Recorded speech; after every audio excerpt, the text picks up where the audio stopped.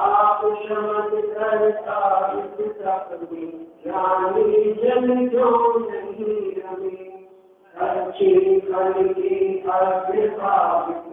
जैसे होता तुमन तपोगी पर जो मेरा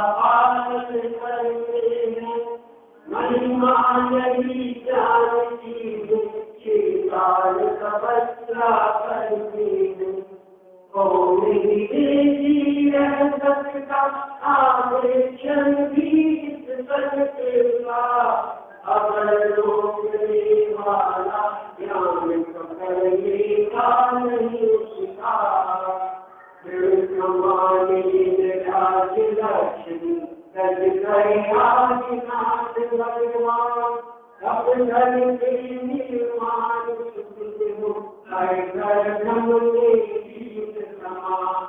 नहीं मिला तुम्हें होगा अगर परिचय जो नहीं साधारण जन्म जिताए मजा गर्भपूर्व तिरुपति कर जोड़े जिनके जन्म के लाख समान सृष्टि के संसार चक्रवर्ती में हुई खुदा तेरा कुछ जम के रजनी करने सब क्षमा कहो कोई याद रखेगा जग में संयमधारी पहले होगी दीप समान प्रकाश प्रधान दीर्घकाशी अनुताप कैसे दीपित होगी सूर्य समान दीर्घकाशी अनुताप कैसे दीपित होगी सूर्य समान। विधि का विलास अलंघ्य है। यह बात अपेक्षित विस्तार के साथ यहाँ हुई। कर्म के उदय को बदला नहीं जा सकता, टाला नहीं जा सकता। उदय में आने के पहले भी कर्म संक्रमित हो सकते हैं। उदय में आने के पहले उनमें उत्कर्षण अपकर्षण हो सकता है, लेकिन उदय में ही आ गए तो अब क्या बदला जा सकता है। और ऐसे कर्म का उदय किसी के भी जीवन में कभी भी आ सकता है, क्योंकि हमें पता नहीं है कि हमने पूर्व काल में क्या क्या पाप किए हैं, क्या अच्छे कार्य किए, अच्छे या खोटे, जो भी कार्य हमारे माध्यम से किए गए हैं उन सब कार्यों का फल अवश्य मिलता ही मिलता है। कोई बड़े से बड़े पदवीधारी हों, उनको भी ये कर्म छोड़ते नहीं है, और कोई हीन हो तो उनको ये कर्म ज्यादा फल दे देते हों, ऐसा भी नहीं है। लेकिन एक महत्वपूर्ण बात जो ध्यान रखने की है वो ये है कि ये सारी परिस्थिति संसार दशा वालों के लिए ही है। जिन्हें मोक्ष में जाना हो या जिनके अंदर में मुक्ति का पुरुषार्थ प्रवर्तमान होता हो, उन लोगों के लिए ये बात नहीं है।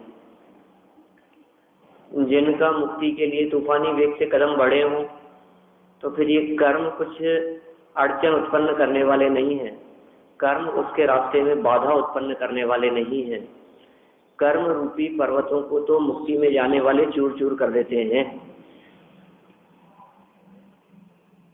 वेत्तारम कर्म भूव्रताम, बोलो।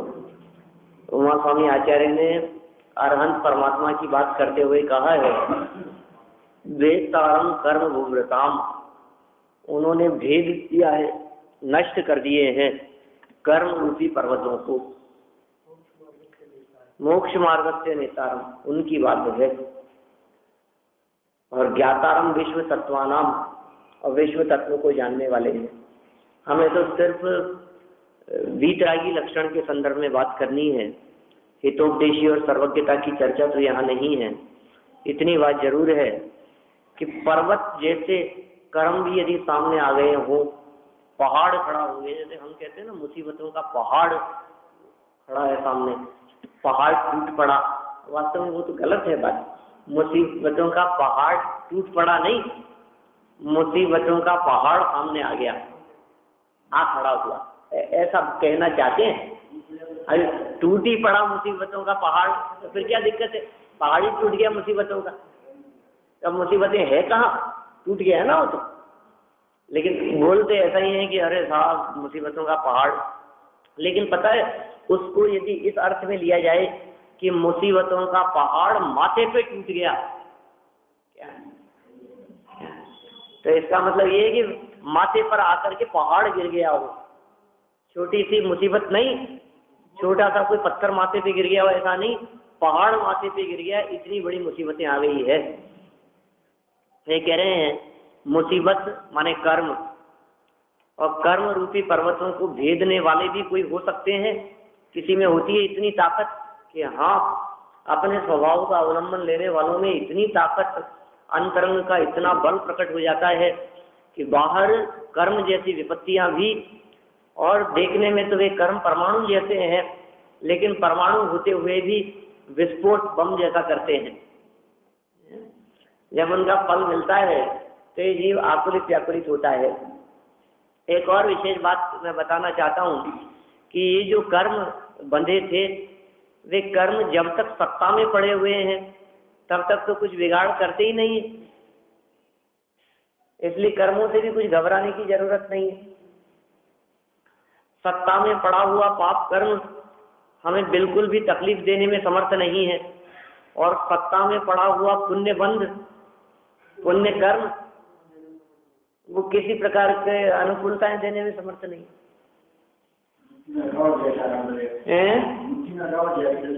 मुट्ठी में रखी हुई जहर की डली क्या काम करी? जब फल मिले कब, उदय आएगा तो फल मिलेगा उसका, तो उदय ही नहीं आया, कैसे फल की बात करें हम? तो एक बात तो ये हुई, सत्ता में पड़े हुए कर्म कष्ट देने में समर्थ नहीं है। दूसरी बात, उदय में आते हुए कर्म भी दुखी करने में समर्थ नहीं है। उदय में आता हुआ पाप कर्म भी दुखी नहीं कर सकता, और उदय में आता हुआ पुण्य कर्म भी सुखी नहीं कर सकता। माने कर्म का उदय इस जीव को दुखी और सुखी करने वाला नहीं है। क्या? किस चीज का? मैं तो कर्म बंधने के बाद में उसका अवादा काल पड़ता है, फिर उदय में आता है। समय का भेद तो उसके उदय में आने में है, ये तो सब में ही होता है। आपने भगोनी में कोई सब्जी चढ़ाई है तो चढ़ाते ही बन गई है कि समय लगेगा कुछ? अरे कुकर में भी चढ़ाते हैं तो भी एक सीटी दो सीटी जो जितनी बचनी है उसके बाद ही तो वो होगा ना, पकेगा ना अंदर में, उसमें रखा हुआ वो चीज, उसमें टाइम तो लगेगा। आप इतने टाइम का अंतराल क्यों रखते हो? जब हमने उसको चढ़ा दिया तो तुरंत ही मिल जाना चाहिए ना उसका फल, कैसे होगा? समय लगेगा उसमें। हाँ, तो परिणामों के आधार पर ही नक्की है, तो कोई सब्जी जल्दी पक जाती है, कोई देर से पकती है, होता है। एक गिलास मटके में से जल्दी पी गया, हाँ, उसको टाइम नहीं लगा। सब अलग अलग है, उसमें क्या दिक्कत है? इसमें बाधा कहाँ है? ये वस्तु व्यवस्था ही इसी तरह की है। परीक्षा देते रिजल्ट क्यों नहीं सुना देते हैं? क्यों 2 महीने का समय लगाते हैं? समय लगेगा, समय आने पर रिजल्ट भी आएगा, सुनाया भी जाएगा, तुरंत थोड़ी ना हो जाता है काम। दवाई लेती तबीयत ठीक क्यों नहीं हो जाती है? समय क्यों लगता है 2 दिन का? अभी दवाई ली है तो 2 घंटे बाद असर करेगी, ये 2 घंटे का अंतराल क्यों कहते हो? डॉक्टर भी कहता है कि नहीं नहीं 2 घंटे अभी लो आप दवाई, शाम तक देखना। कि शाम तक क्यों? ऐसी दवाई दो ना कि अभी असर करे। नहीं नहीं 4 घंटे इसका वादा काल है, मतलब 4 घंटे तक ये दवाई किसी प्रकार का कुछ असर नहीं दिखाती, उसके बाद में इसका फर्क पड़ता है। और तो और जहर खाते भी तुरंत नहीं मरते, उसका भी आवादा काल है। माने जहर मुंह में से पेट में गया तो उसके बाद में कम से कम 10 मिनट तक वो बाधा उत्पन्न नहीं करेगा, घंटे 2 घंटे तक बाधा उत्पन्न नहीं करेगा। तब तक यदि उसका ट्रीटमेंट हो गया तो बचाया जा सकता है कि नहीं?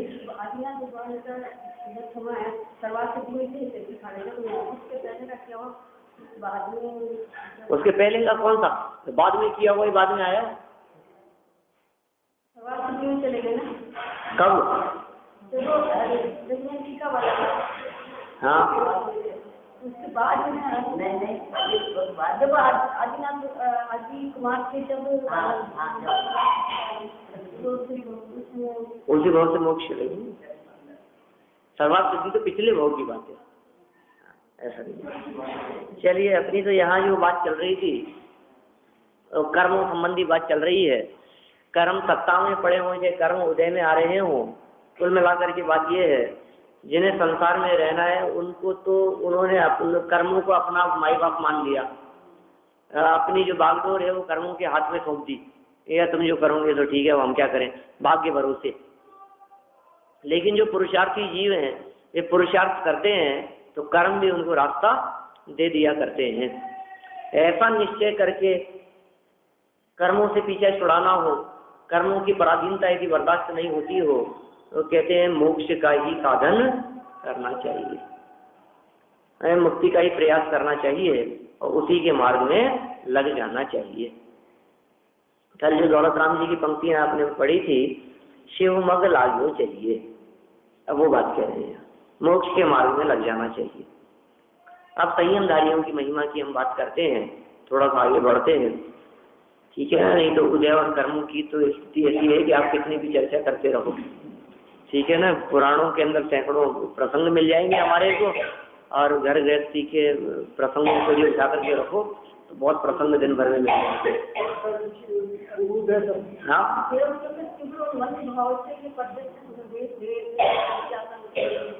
देखिए ये निर्भर करता है कर्म की स्थिति कितनी है और अनुभाग कितना है, और वो कषाय के अनुसार होता है।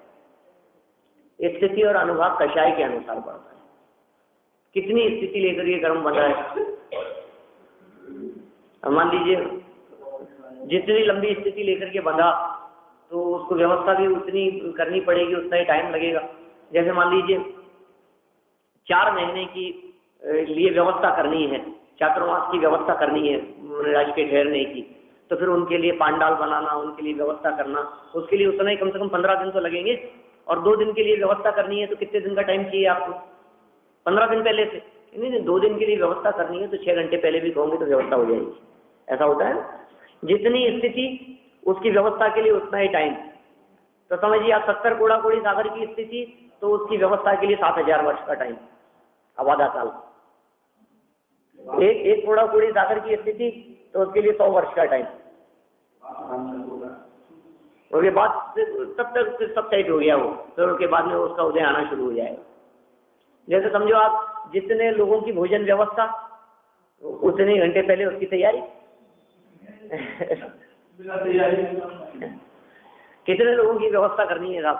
2 लोगों का करना, अरे आप तो तुरंत ही आ जाएंगे तो भी बन जाएगा, कोई दिक्कत नहीं है। भोजन के समय आ जाएंगे तो भी चलेगा। कि नहीं साहब 15, अरे तो 15 पहले कहना चाहिए था ना आपको, कम से कम 2 घंटे पहले तो बोलते। ऐसे एकदम 15 लोग भोजन के समय, शाम का समय, रात जल्दी होती, कैसे बनेगा इतना जल्दी भोजन? तो जितना ज्यादा होता है, जितनी ज्यादा स्थिति होती है उसका आबादा काल भी उतना ज्यादा होता है, माने उतना लंबे समय बाद में वो फल देगा। और जितना कम है उसकी स्थिति उतना तुरंत वो फल भी दे देता है। जैसे मान लीजिए किसी कर्म की स्थिति मान लो अंतर मुहूर्त की है, 5 मिनट की किसी की वो है स्थिति, 2 घंटे की किसी कर्म की स्थिति बांधी तो फल कब देगा? उनका आबादा काल तो सेकंड के भीतर चालू हो जाएगा, समझ लो। फल देना शुरू और खत्म, ऐसा हो जाता है। कब शुरू हुआ कब तक चले, स्वतंत्र व्यवस्थाएं हैं कर्मों की। देखिए अब क्योंकि मोक्ष के साधन की बात कही है, तो मोक्ष का साधन तो भोग नहीं है, मोक्ष का साधन संयम है। मोक्ष का साधन क्या है? अब कह दिया था ना कि मोक्ष के मार्ग में आपको लग जाना चाहिए, तो कह मोक्ष के मार्ग में लग तो जाएं, लेकिन बताओ तो सही आप कैसे लगे? मोक्ष के मार्ग में लगने के लिए क्या करें? आपको ऐसा लगता है मोक्ष के मार्ग में लगना, तो ऐसा लगता है जैसे कहीं जाकर के लाइन में लग जाओ, ऐसा लगता है। जरा लग जाओ रास्ते में आप भी, कहाँ लगे ये तो बताओ हमारे को, कौन सी लाइन लगी हुई है, किसके पीछे लगना पड़ेगा? कि संयम अंगीकार करने का नाम है लाइन में लग जाना। उनकी महिमा गाते हैं। और संयम की भी जो व्याख्या की है वो दर्शन ज्ञान चारित्र पूर्वक की है। 111 नंबर का पेज है।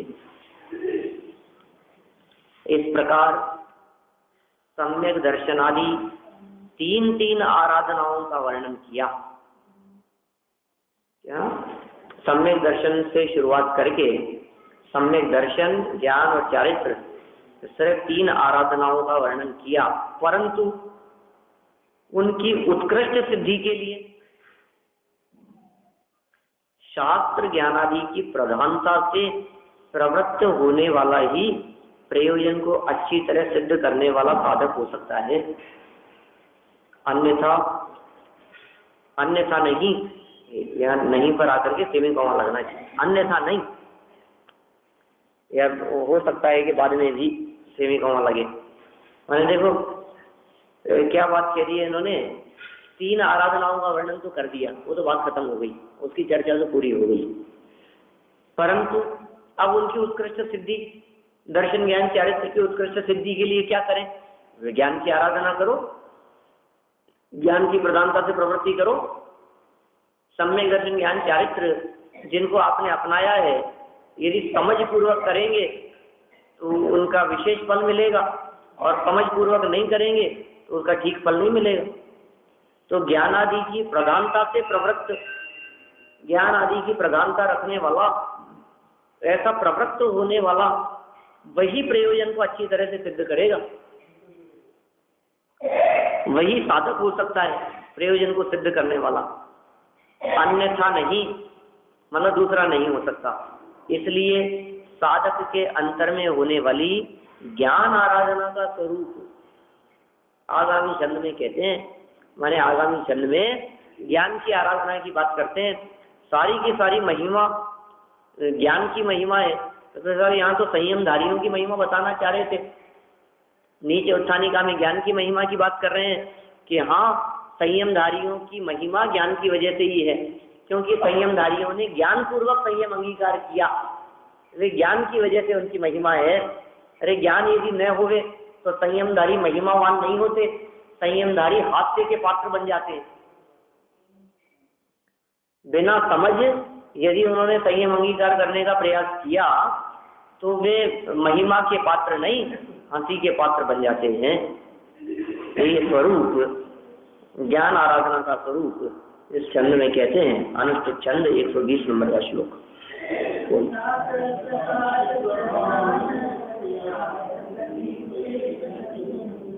पश्चाताप प्रकाश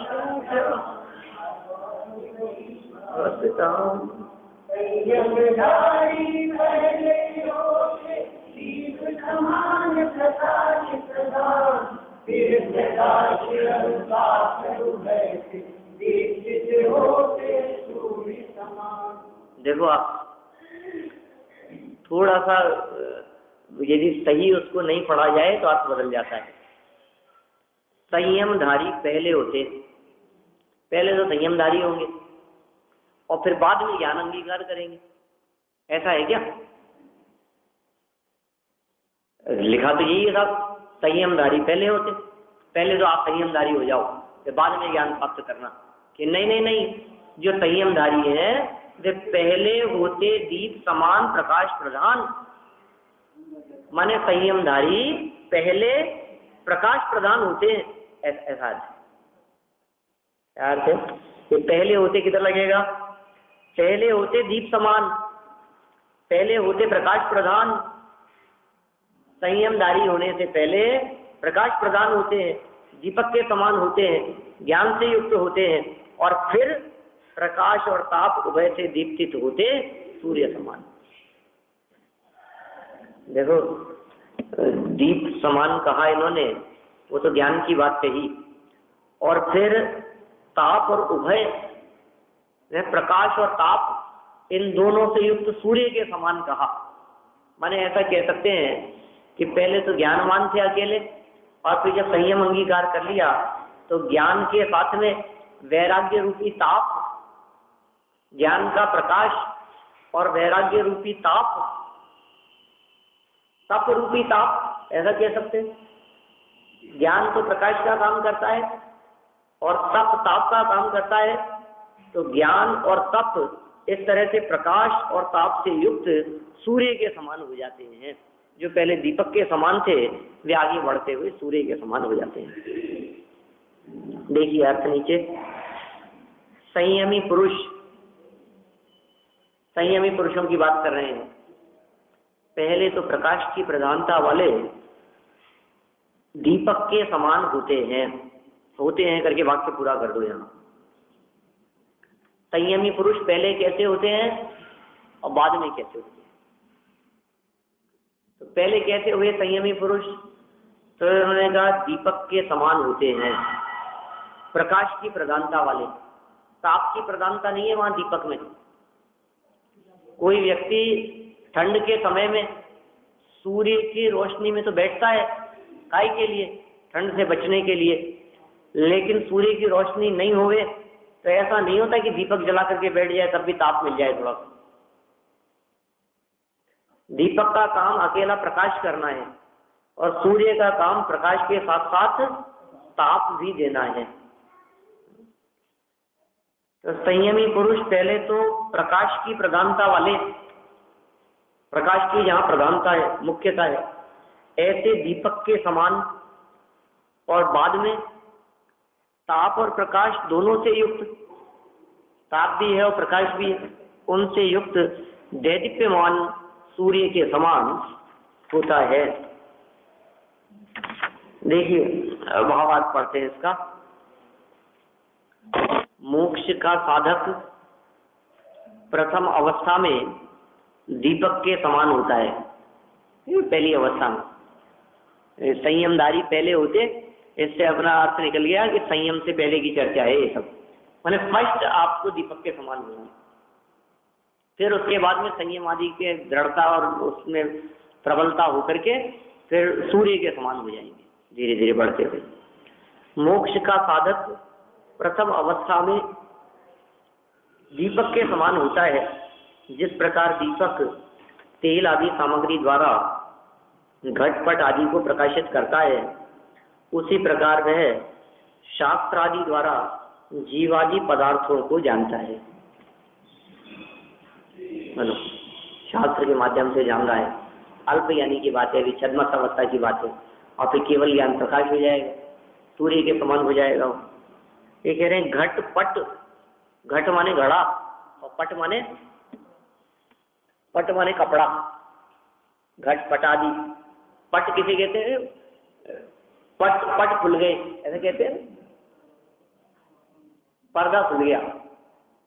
पट खुलने का मतलब कि पट बंद हो गए, किवाड़ भी कह देते हैं, लेकिन कपड़ा, पट शब्द का अर्थ कपड़ा होता है, घट पटादी। ये मोक्ष का साधक प्रथम अवस्था में दीपक के समान होता है। जिस प्रकार दीपक तेल आदि सामग्री द्वारा, तेल बत्ती जो भी उसकी सामग्री है उस द्वारा घटपट आदि को प्रकाशित करता है, उसी प्रकार वह कौन? मोक्ष का साधक शास्त्र आदि के द्वारा, शास्त्र आदि के माध्यम से जीवादि पदार्थों को जानता है। बाद में उसे सूर्य के समान होना चाहिए। जिस प्रकार सूर्य स्वभाव से ही बहुत से पदार्थों को प्रकाशित करने वाला और प्रताप युक्त होता है, उसी प्रकार उसे भी स्वभाव के बल से पदार्थों को विशेष जानने वाला और तपस्या का धारी होना चाहिए, ऐसा अनुक्रम जानना चाहिए। मैंने इन्होंने ये इस तरह का क्रम यहाँ बता दिया है कि पहले दीपक के समान घटपट आदि पदार्थों को जाने, बाहरी पदार्थों को जाने, कैसे? शास्त्र आदि के माध्यम से। कौन से पदार्थों को? कि जीवादि पदार्थों को।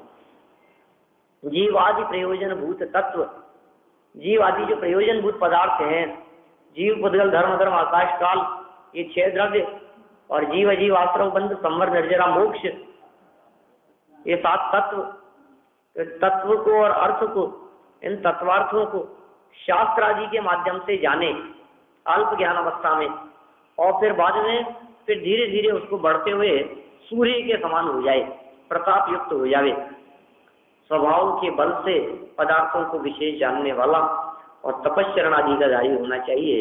इस प्रकार यहाँ अनुक्रम की बात कही है। ज्ञानियों की दीपक से तुलना, आगे नया प्रकरण यहाँ शुरू करते हैं। ज्ञानियों की दीपक से तुलना करके बतलाई है। देखिए, ज्ञान आराधना का आराधक, ज्ञान आराधना का आराधक जीव क्या करता हुआ यह कार्य करता है, यह बात आगामी शब्द में कहते हैं।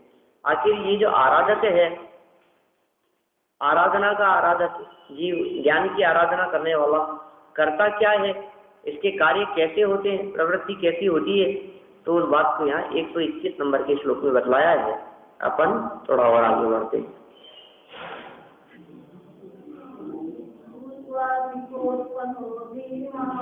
ध्यान चारित्र वास्वर स्वमन्यं भासयत्येष प्रोद्गमन कर्म काज्जलम्।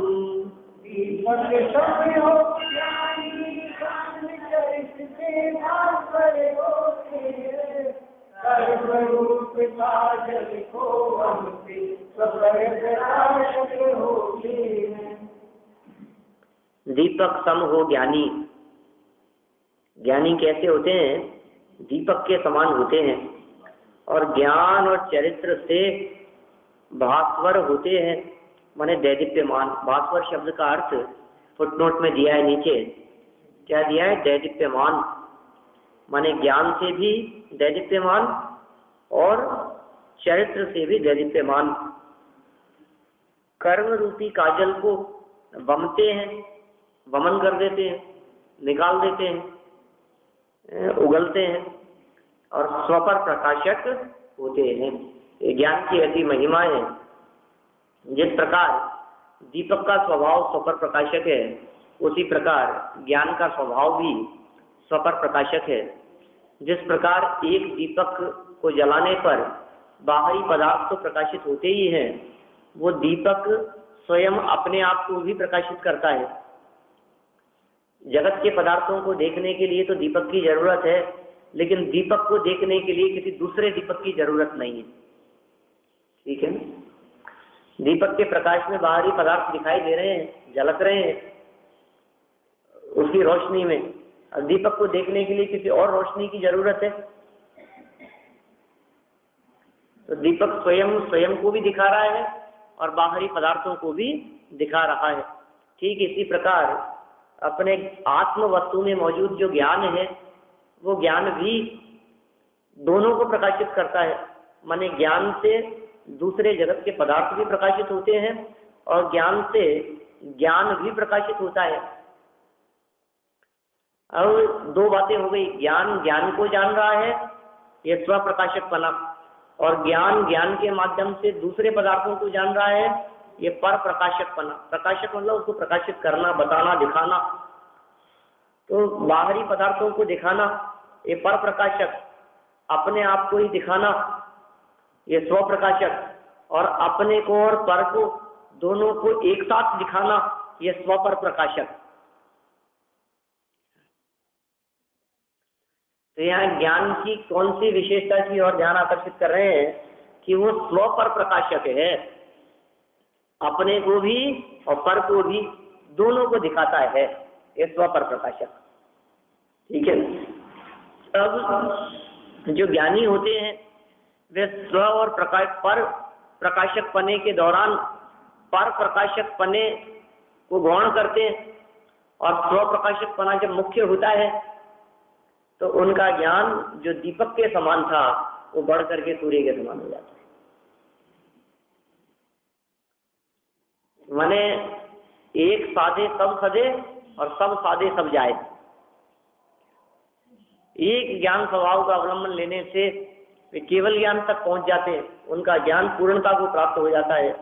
और यदि स्व प्रकाशक की ओर लक्ष्य न करके सिर्फ पर प्रकाशक की ओर ही लक्ष्य रहा, इसको भी जान लूं, इसको भी जान लूं, इसको भी जान लूं, तो फिर वो अटक करके रह जाता है, उलझ करके रह जाता है, विशेष ज्ञान प्राप्त से नहीं हो पाता है। ज्ञान के स्वपर प्रकाशक पने को दीपक के स्वपर प्रकाशक पने के आधार पर दीपक के स्वपर प्रकाशक पने का उदाहरण देकर यहाँ समझाया है। देखिए अर्थ पढ़ते हैं अपन इसका। यह ज्ञानवान जीव,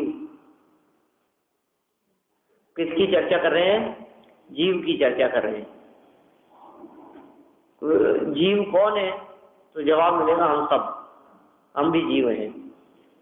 तो जीव का विशेषण क्या लगाया इन्होंने कि ज्ञानवान जीव, माने जीव ज्ञानवान ही होता है। इसलिए कोई ये बात न समझे हम में तो ज्ञान ही नहीं, हम तो अज्ञानी हैं, अरे इसको तो कुछ ज्ञान नहीं, हमारे में तो बिल्कुल ज्ञान नहीं। तो ये क्या कह रहे हैं? ज्ञानवान जीव, जीव जो है वो ज्ञानवान ही होता है। दीपक के समान होकर, दीपक की तरह, दीपक के समान ज्ञान और चारित्र से दैदीप्यमान होता हुआ, ज्ञान और चारित्र इन दोनों से दैदीप्यमान होता हुआ कर्म रूपी काजल को धोता, बाहर निकालता हुआ स्वपर को प्रकाशित करता है।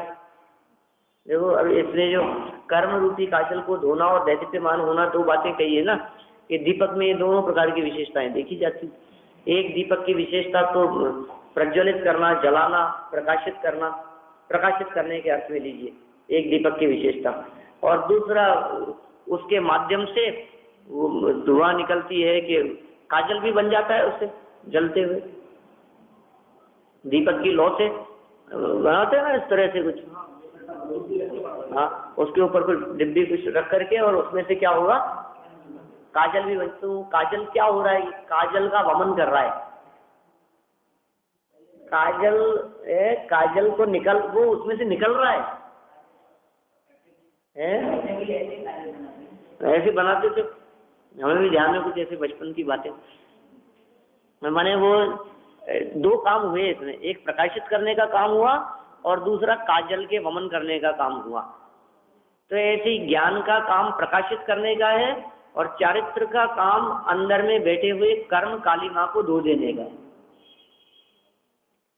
ये स्व और पर दोनों की बात कर रहे हैं, स्व पर प्रकाशक पने की बात कर रहे हैं। यह ज्ञानवान जीव दीपक के समान होकर ज्ञान और चारित्र से दैदीप्यमान होता हुआ, ज्ञान और चारित्र से मतलब उज्ज्वलित, प्रज्वलित, दैदीप्यमान, प्रकाशित होता हुआ कर्म रूपी काजल को धोता है, धोता हुआ। कर्म रूपी काजल को धोने का मतलब बाहर निकालता हुआ दीपक के समान स्वपर को प्रकाशित करता है। देखिए आप, यही बात भावार्थ में भी यही लिखा है और कोई विशेष बात नहीं है। जितनी बात इसमें अपन ने पढ़ी है उतनी ही बात कहना चाहते हैं, को भी पूरा कर देते हैं अपन भावार्थ को। ज्ञान आराधना का आराधक जीव, सब जीवों की बात नहीं है, सभी जीव ज्ञान से युक्त हैं, लेकिन ज्ञान से युक्त होने पर भी ज्ञान की आराधना करने वाले विशेष होते हैं। सबके पल्ले लाल, लाल बिना कोई नहीं, वन गाय वह कंगाल की गांठ खोल देखी नहीं। अपनी गांठ में रत्न है, माणिक जैसे लाल रत्न, रत्नों के राजा, रत्नों का राजा है ना माणिक, रूबी वो रत्नों का राजा है, हीरा नहीं, रत्नों का राजा। तो जो है ना वो पल्ले में बंधा हुआ है, रत्न नहीं, विशेष रत्न, बहुमूल्य रत्न, रत्नों में भी जो श्रेष्ठ है, ऐसे रत्न अपने पल्ले में बंधे हुए हैं और फिर भी कंगाल होकर के भटक रहे हैं इधर से उधर।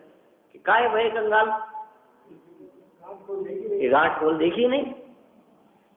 ऐसी दशा यहाँ हो रही है कि ज्ञान से युक्त तो सब जीव है, लेकिन ज्ञान से युक्त होते हुए भी ज्ञान की आराधना नहीं की, तो क्या हुआ कि दर दर की ठोकरें खाते। कि ज्ञान की आराधना करने का मतलब ज्ञान की महिमा आना। अपने प्राप्त ज्ञान की महिमा नहीं आई और अपने प्राप्त ज्ञान को कोसते रहे। अरे हमें तो कुछ नहीं आता, हमें तो कुछ आता ही नहीं है, हमें तो याद ही नहीं होता। अरे राम, हमारी बुद्धि पता नहीं क्या काम ही नहीं करती, पता नहीं, पहले तो फिर याद हो जाता था, अब तो बिल्कुल ही नहीं होता है, हमारे को तो समझ में ही नहीं आता।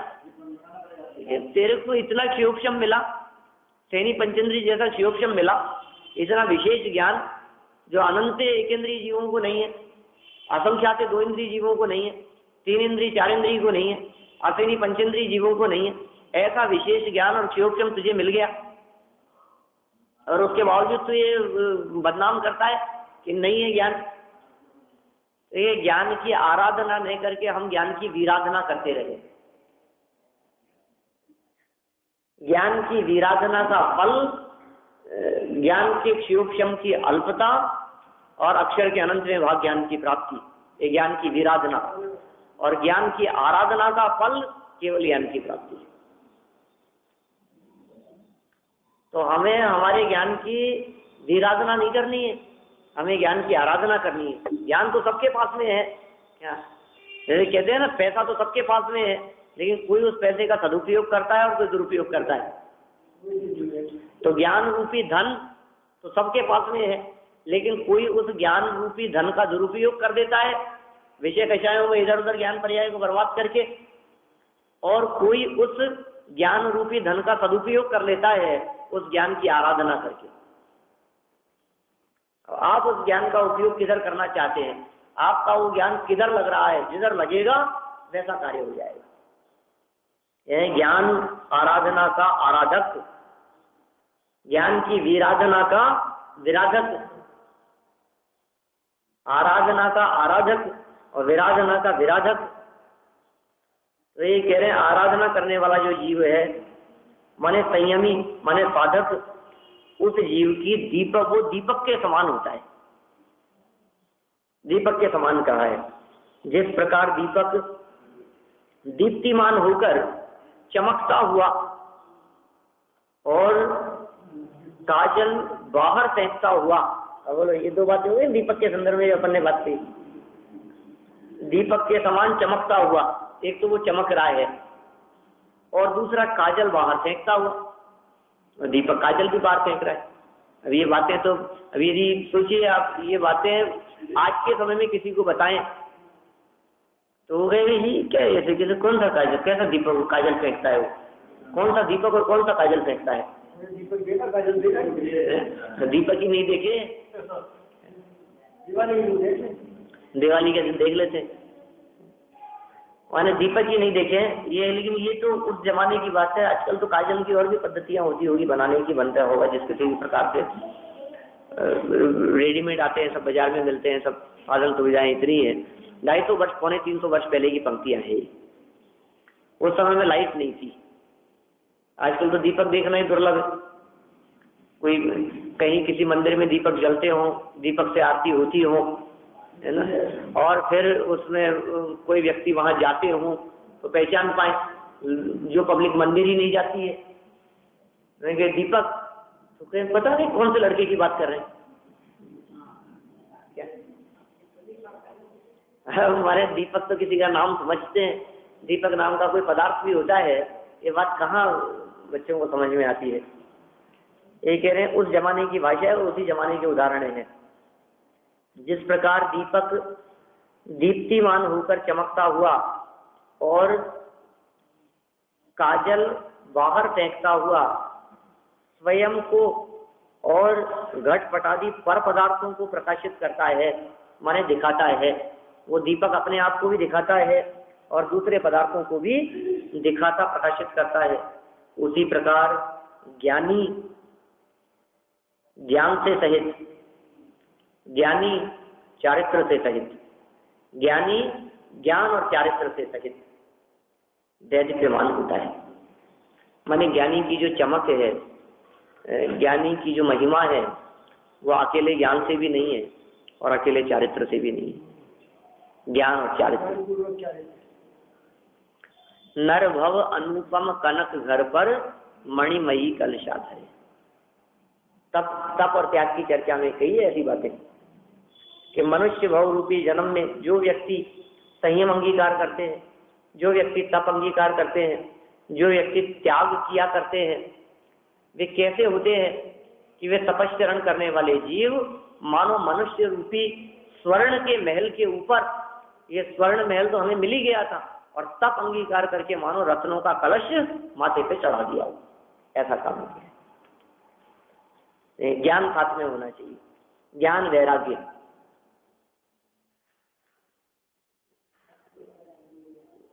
ज्ञान और चारित्र सहित दैदीप्यमान होता है, और कर्मों की निर्जरा करता हुआ आत्मा, अब देखो उससे दैदीप्यमान हुआ, और जिस तरह से दीपक ने काजल फेंका था उस तरह से ये ज्ञानी जीव क्या निकालता है, कर्मों का वमन करता है, कर्मों को निकाल फेंकता है, धीरे धीरे कर्म अंदर से उसके पेट में से निकलते चले जा रहे।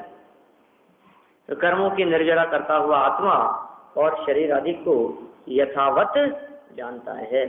आत्मा को जानना ये स्वप्रकाशकपना, शरीर आदि को जानना ये परप्रकाशकपना, और आत्मा और शरीर आदि दोनों को यथावत जानना ये ज्ञान का स्वपर प्रकाशकपना। यही क्रम है और यही विधि है। इस प्रकार ज्ञानियों की दीपक से तुलना करके यहाँ चर्चा की है, और आराधना की बात भी कही, और शिक्षा भी हमारे को यहाँ दी गई कि हम ज्ञान से युक्त तो हैं और हमें ज्ञान की आराधना करना भी चाहिए। इस तरह अपने यहाँ 121 नंबर श्लोक तक की बात कही है। फिर शुभ अशुभ छोड़ने का क्रम बहुत महत्वपूर्ण बात है। छोड़ने का श्रद्धान तो दोनों का रखना, लेकिन छोड़ने का जो क्रम है उसमें सावधानी रखना, ये बात आगामी छंद में कहने वाले हैं। हम कल इस चर्चा को और आगे बढ़ा।